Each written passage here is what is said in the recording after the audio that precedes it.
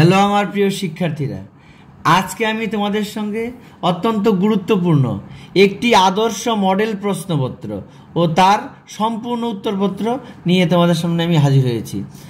আমি প্রথমে এমসিকিউগুলি বলবো, তারপরে স্তম্ভ, শূন্যস্থান, সঠিক উত্তর একে একে সব প্রশ্নের উত্তরই তোমাদের সামনে তুলে ধরব। এবার আদর্শ মডেল প্রশ্ন দেখাচ্ছি, সঙ্গে আমি তার উত্তরও বলে দিচ্ছি, তোমরা এখান থেকে উত্তরগুলি দেখে নাও। এবার প্রথমে এই প্রশ্নগুলি বলছি, তোমরা প্রশ্নগুলি শুনে নাও, এর সঙ্গে আমি উত্তরগুলি বলবো। প্রথমে হলো সঠিক উত্তর নির্বাচন করো। এখানে তোমাদের থাকবে হলো 20 নম্বর। এটা তোমাদের টেস্ট এবং ফাইনালের জন্য কিন্তু এই মডেল প্রশ্নটি অত্যন্ত দরকারি। তাহলে প্রথম প্রশ্ন আছে, অশান্ত অরণ্য জীবন গ্রন্থটি রচনা করেন। এখানে 4টা করে অপশন দেওয়া আছে। এখানে 4টা অপশনের মধ্যে উত্তর হবে ঘ নাম্বারটা, রামচন্দ্র গুহ। পরের প্রশ্ন, রাজা হরিশ্চন্দ্র চলচ্চিত্রটির পরিচালক ছিলেন। এখানে 4টা অপশন দেওয়া আছে, উত্তর হবে খ নাম্বার, দাদা সাহেব ফালকে। পরের প্রশ্ন, বিদ্যুৎ সাহিনী সভা প্রতিষ্ঠা করেন। উত্তর হবে ক নাম্বার, কালী প্রসন্ন সিংহ। পরের প্রশ্ন, উডের প্রতিবেদন প্রকাশিত হয়। উডের প্রতিবেদন প্রকাশিত হয় খ নাম্বার, 1854 খ্রিস্টাব্দে। পরের প্রশ্ন 5 নাম্বার, ব্রহ্মানন্দ নামে পরিচিত ছিলেন। ব্রহ্মানন্দ নামে পরিচিত ছিলেন। উত্তর হবে কেশবচন্দ্র সেন। উত্তর হবে কেশবচন্দ্র সেন। ঝিন্দরাই মানকি যে বিদ্রোহের সঙ্গে যুক্ত ছিলেন তা হলো, উত্তর হবে খ নাম্বার, কোল বিদ্রোহ। পাবনা কৃষক বিদ্রোহ হয়েছিল। পাবনা কৃষক বিদ্রোহ হয়েছিল। উত্তর হবে ক নাম্বার, 1870 খ্রিস্টাব্দে। পরের প্রশ্ন, বাংলার ওয়াট টাইলার নামে পরিচিত। উত্তর হবে ঘ নাম্বার, বিষ্ণুচরণ বিশ্বাস। পরের প্রশ্ন, ভারতের প্রথম ভাইসরয় ছিলেন। উত্তর হবে লর্ড ক্যানিং, খ নাম্বার, লর্ড ক্যানিং। পরের প্রশ্ন, 19 শতকে সভা সমিতির যুগ বলেছেন। 19 শতককে সভা সমিতির যুগ বলেছেন। উত্তর হবে গ নাম্বার, অনিল শীল। পরের প্রশ্ন, ভারত মাতা চিত্রটি অঙ্কন করেন। ভারত মাতা চিত্রটি অঙ্কন করেন। উত্তর হবে অবনীন্দ্রনাথ ঠাকুর। উত্তর হবে অবনীন্দ্রনাথ ঠাকুর। পরের প্রশ্ন, বাংলার গুটেনবার্গ নামে পরিচিত ছিলেন। বাংলার গুটেনবার্গ নামে পরিচিত ছিলেন। উত্তর হবে গ নাম্বার, চার্লস উইলকিন্স। উইলকিন্স। পরের প্রশ্ন, অ্যান্টি সার্কুলার সোসাইটির সভাপতি ছিলেন। অ্যান্টি সার্কুলার সোসাইটির সভাপতি ছিলেন। উত্তর হবে ক নাম্বার, কৃষ্ণকুমার মিত্র। কৃষ্ণকুমার মিত্র। পরের প্রশ্ন, দেশপ্রাণ আখ্যা দেওয়া হয়। দেশপ্রাণ আখ্যা ক নাম্বার, বীরেন্দ্রনাথ শাসমলকে। বীরেন্দ্রনাথ শাসমলকে। একা আন্দোলনের নেতা ছিলেন। একা আন্দোলনের নেতা ছিলেন। উত্তর হবে গ নাম্বার, মাদারি পাশি। উত্তর হবে গ নাম্বার, মাদারি পাশি। 3 কাঠিয়া ব্যবস্থা প্রচলিত ছিল। 3 কাঠিয়া ব্যবস্থা প্রচলিত ছিল। উত্তর হবে খ নাম্বার, বিহারে। পরের প্রশ্ন, AITUC প্রথম সভাপতি ছিলেন। AITUCর প্রথম সভাপতি ছিলেন। উত্তর হবে লালা লাজপত রায়। লালা লাজপত রায়। পরের প্রশ্ন, যার দল নাই তার বল নাই উক্তিটি করেন। উত্তর হবে খ নাম্বার, গুরুচাঁদ ঠাকুর। উত্তর হবে গুরুচাঁদ ঠাকুর। Train to Pakistan. এ ট্রেন টু পাকিস্তান গ্রন্থটি রচনা করেন? উত্তর হবে খুশবন্ত সিং।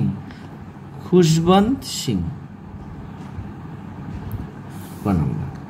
পরের প্রশ্ন, হায়দ্রাবাদে ভারতীয় সেনার অভিযানের নাম? হায়দ্রাবাদের ভারতীয় সেনার অভিযানের নাম? উত্তর হবে গ number, operation polo. Operation polo. এবার আগেগুলি ছিল এমসিকিউ, এবার হলো একটি বাক্য বা একটি শব্দে লিখতে হবে সেরকম প্রশ্ন।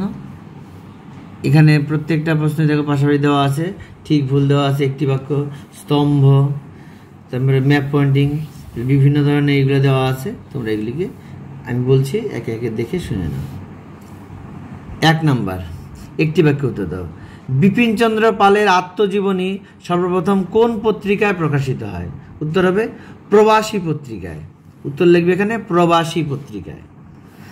যদি সময় না থাকে শুধু উত্তরটাই লিখবে। 2 নম্বর প্রশ্ন, বাংলার নানা সাহেব নামে কে পরিচিত ছিলেন?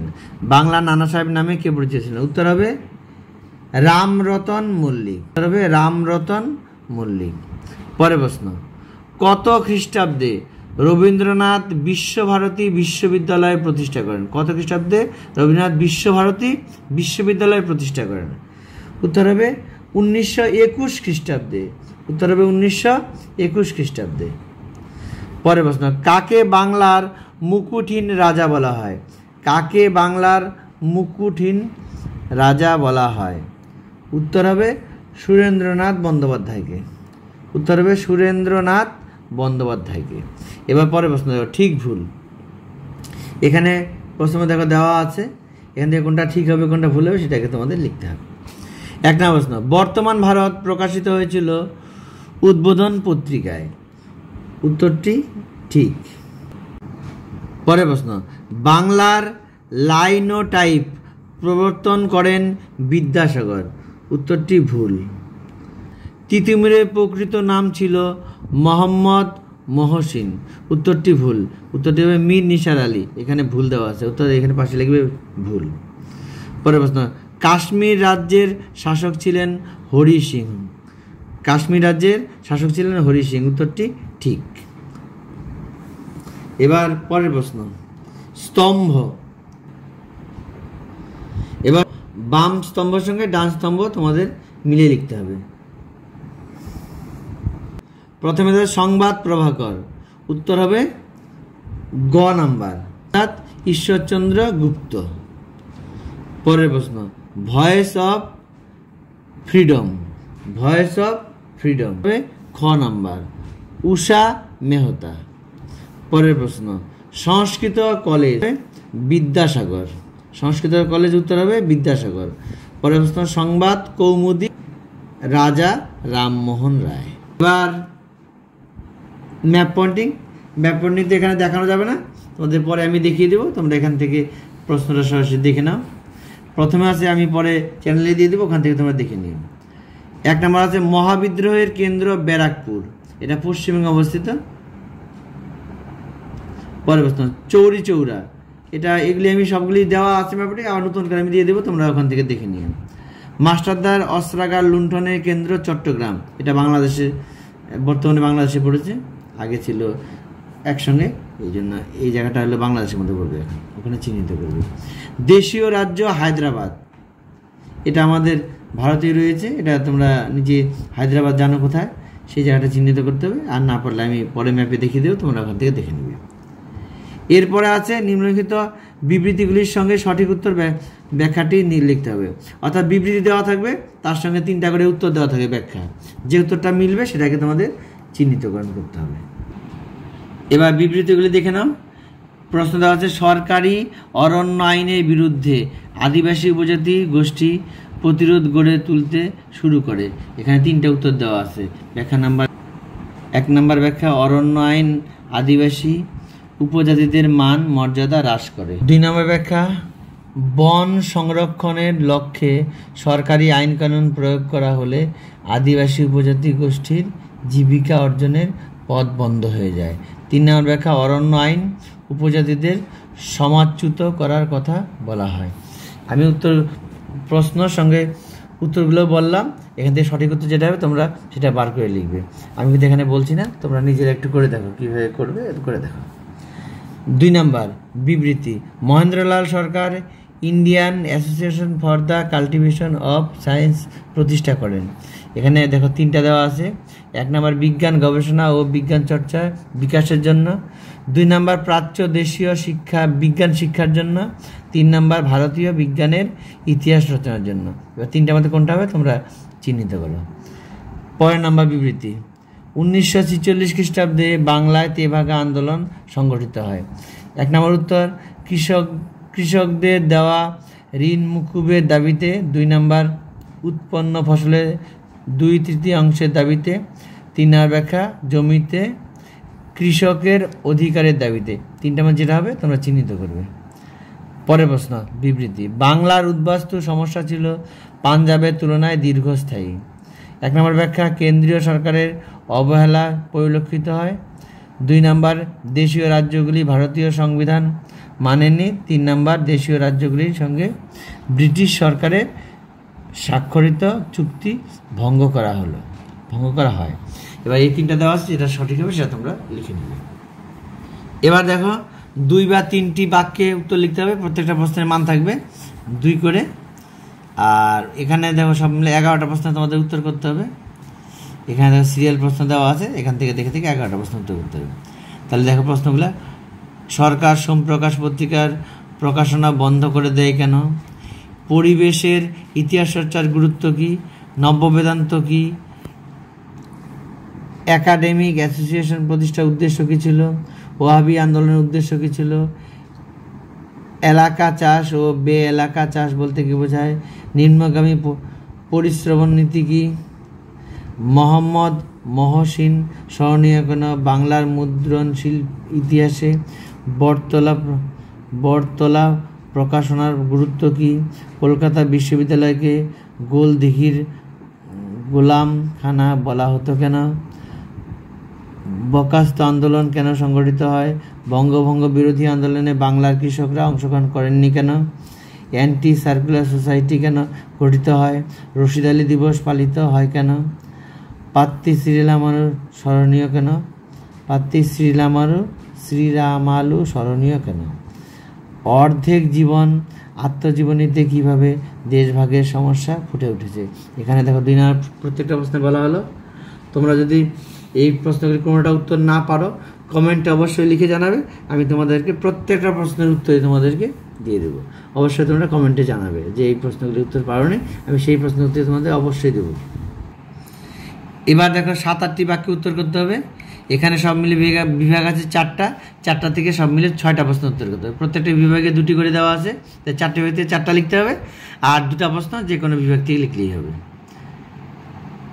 এই ছিল এগুলিতে তোমাদের 4 নম্বরের হুতুম পেঁচার নকশা, এদেশের চিকিৎসা বিদ্যালয়, medical college, Kolkata medical college, নীল বিদ্রোহের মধ্যবিত্ত বাঙালি বুদ্ধিজীবীদের কী ভূমিকা ছিল, জাতীয়তাবাদী জাগরণে আনন্দ মঠের উপন্যাস, বস্তুবিজ্ঞান মন্দির টিকা, জাতীয় শিক্ষা পরিষদ প্রতিষ্ঠার উদ্দেশ্য, বারদৌলি সত্য আন্দোলনের গুরুত্ব, কাশ্মীর কীভাবে ভারতের সঙ্গে যুক্ত হয়।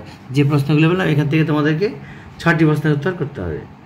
প্রথমে 4টি করবে, 4টা বিভাগ থেকে 4টা একটা করে, আর পরে 2টা প্রশ্ন যে কোনো বিভাগ থেকে করলেই হবে। সব মিলে 6টা। এবার হলো 8 নম্বরের প্রশ্ন দেখে নাও। এখানে দেওয়া আছে সাঁওতাল বিদ্রোহের কারণ ও ফলাফল, রবীন্দ্রনাথ ঠাকুরের শিক্ষা ভাবনার উদ্দেশ্য কী ছিল, এতে কীভাবে প্রকৃতি ও মানুষের সমন্বয় ঘটেছে তা আলোচনা করো। 20 শতকে ভারতে ছাত্র আন্দোলনের সক্রিয় উঠে যাও। এই ছিল তোমাদের টোটাল প্রশ্ন। এর মধ্যে যদি তোমাদের কোনো প্রশ্ন উত্তর তোমরা খুঁজে না পাও বা তোমাদের যদি অসুবিধা হয় অবশ্যই কমেন্টে জানাবে, আমি তোমাদের উত্তর দিয়ে দেবো।